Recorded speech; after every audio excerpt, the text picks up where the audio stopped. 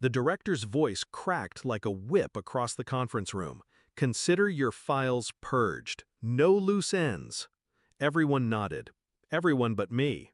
At 5:01 p.m., when the system logs went quiet and the last applause faded from the virtual board call, I sent one PDF. Just one.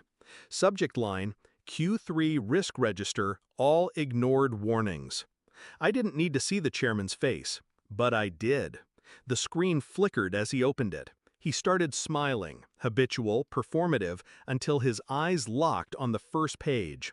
His smile broke, evaporated. He leaned back, mute button pressed, hand clawing at his temple. Then a hiss to his assistant, barely audible. Get legal on the line, and find out where she is. That was the moment they realized they had underestimated me. I used to worship this company. The director, especially. He hired me, told me I was sharp, loyal, indispensable, words that felt like gold at the time. Back then, I believed loyalty was currency. I traded mine freely. I stayed late, patched systems, caught errors before they cost millions. And yet, when the numbers turned south, he needed a scapegoat. Suddenly, every ignored risk report had my name at the bottom. Every red flag I raised became an accusation against me.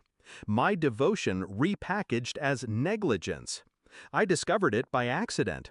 A forwarded email that wasn't meant for me.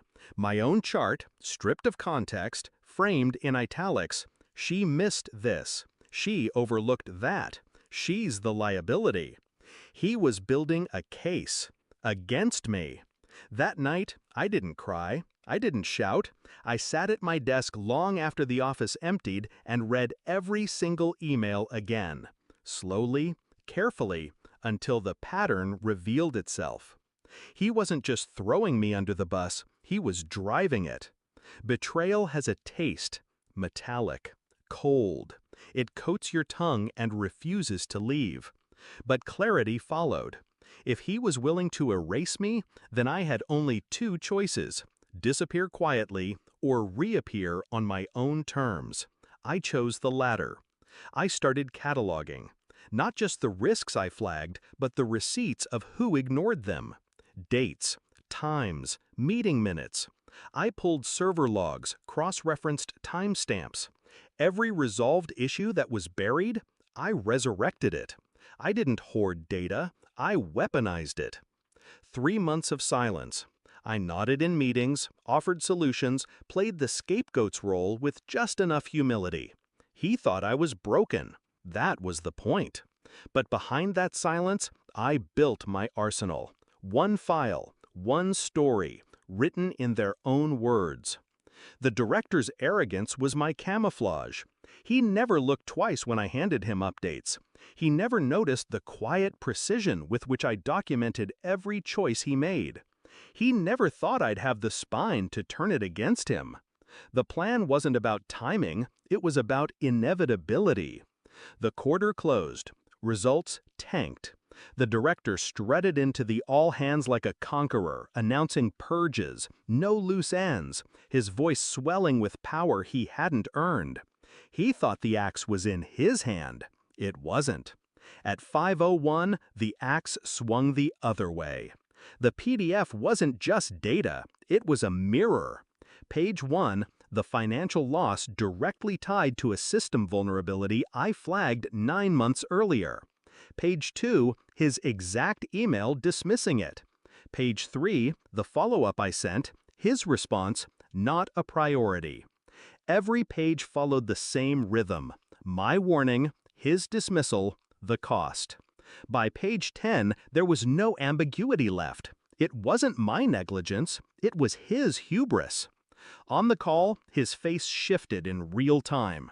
I watched the director's confidence unravel, fiber by fiber. At first, a twitch in the jaw. Then the forced stillness of someone trying not to sweat. By page 15, he started shuffling papers on his desk like they could shield him. The chairman's silence was louder than any accusation. The rest of the board stared, their expressions sharpening as they scrolled. And then came the words that sealed it. The chairman's muttered order, hot with panic, "Get legal on the line and find out where she is." They didn't ask what I'd sent. They knew. They didn't ask why. That was obvious too. I didn't wait for the fallout. I logged off, closed my laptop, and slipped my badge into the drawer of my empty desk. I didn't need to see the director's implosion in real time. I'd already scripted it. The beauty of revenge isn't watching them burn. It's knowing you lit the match and walked away before the fire caught. I was never reckless. Every move I made was documented, legal, airtight. I hadn't leaked secrets. I hadn't fabricated evidence. I'd simply reminded them of the truth they buried. The director taught me something, in his own twisted way. He believed power was in erasing people, in rewriting stories. But power isn't erasure. Power is memory. Power is proof.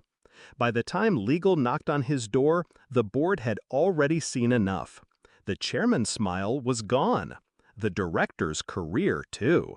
As for me, I wasn't running. I didn't